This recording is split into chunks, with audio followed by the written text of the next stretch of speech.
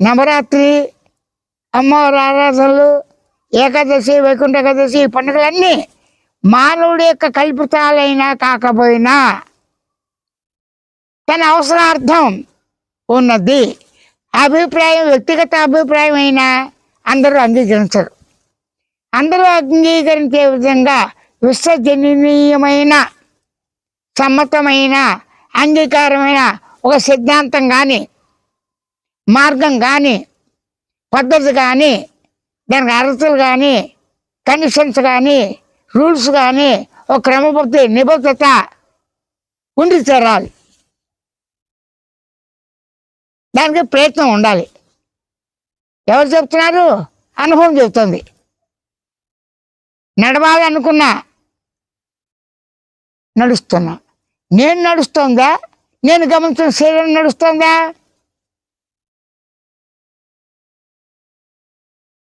నిద్రపోవాలనుకున్నా నేను నిద్రపోయిందా? శరీరం నిద్రపోయిందా?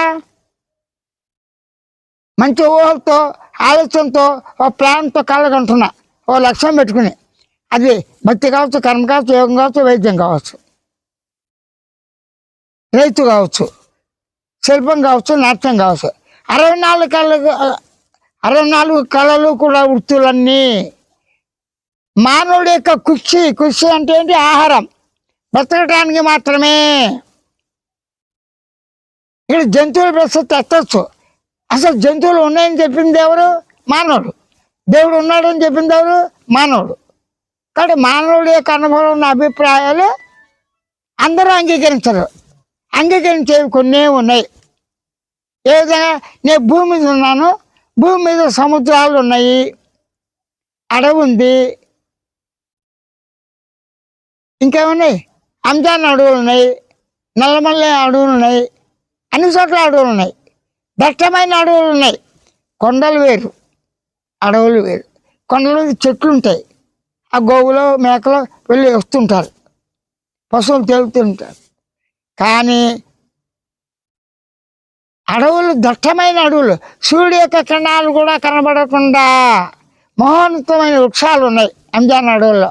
అన్నమనే అడవుల్లో చూడండి, బాగా దట్టంగా రండి, మొత్తం నీడే, పెద్ద పెద్ద చెట్లు, 70 అడుగులు, 80 అడుగులు, 100 అడుగులు చెట్లు కూడా ఉన్నాయి, పెద్ద పెద్ద మర్రి చెట్లు, వేల సంవత్సరానికి. ఆ దట్టమైన దానిలో సూర్యుడి కిరణాలు పడవు. కానీ అదే సూర్యుడి కిరణాలు వాతావరణ మార్పులతో వర్షం కురిసి కిరణజన్య సంయోగ క్రియ జరిగి ఈ చెట్లు తిన్నాయి. అంటే సూర్యుడు ఉండాలంటే ఏంటి? వెలుతురు రూపంగా. వెలుతురు ఎందుకు? రాపిడి ఉండాలి. రాపిడి ఎందుకు? అగ్నిత్వం వస్తుంది. అగ్నిత్వం వచ్చినప్పుడు ఏమవుతుంది? రసాయనాలు ఊరుతాయి. దానివల్ల అవన్నీ కలిసి క్రమంగా భూమి నందు రసాయనాలన్నీ కలిసి భూతత్వంలోంచి సముద్రాలు వచ్చినాయి, కొండలు వచ్చినాయి, అడవులు వచ్చినాయి. సమస్త జీవరాశి, క్రిమి కీటకాలు తగ్గించి మానవులందరూ వచ్చారు. ఏ దేవతలు ఉన్నారో లేదో పక్కన పెట్టేది, కనబట్లాడుకునే లేనాడు లేదు. ఆ ప్రసక్తి వద్దు. ఇక్కడ నేను ఎక్కడున్నాను?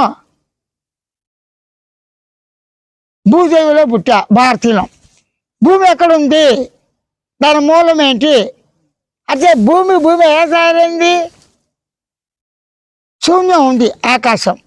ఆకాశము, బయలు, బట్టబయలు, ప్లేసు, నింగి, నిరావరణ, ఇవన్నీ కూడా ఆకాశంతో పోల్చారు. దానికి మొదలేదు చివరిది వ్యాకోచిస్తుంది. వ్యాకోచిస్తుంటే 2 ఆకాశాల బెల్లుని కనుక ఊతిన కొద్ది ఏమవుతుంది? ఊదేవాడు ఉండాలిగా, లేడు. కానీ కొండలు పుట్టేస్తున్నాయి, బడబాగ్న సముద్రం నుంచి వచ్చేస్తున్నాయి, అగ్నిపర్వతాలు వచ్చేస్తున్నాయి, భూమి తిరుగుతోంది. ఈ తిరుగులన్నిటి కూడా ఎక్కడ తిరుగుతున్నాయి? ఆకాశమునందే, శూన్యమునందే. అదే శూన్యాలు ఎందుకు తిరుగుతున్నాయి? శూన్యానికి తెలియలేదుగా. ఆకాశం, నేను ఆకాశాన్ని, నేను అంతటా ఉన్నాను, వ్యాపించి ఉన్నాను.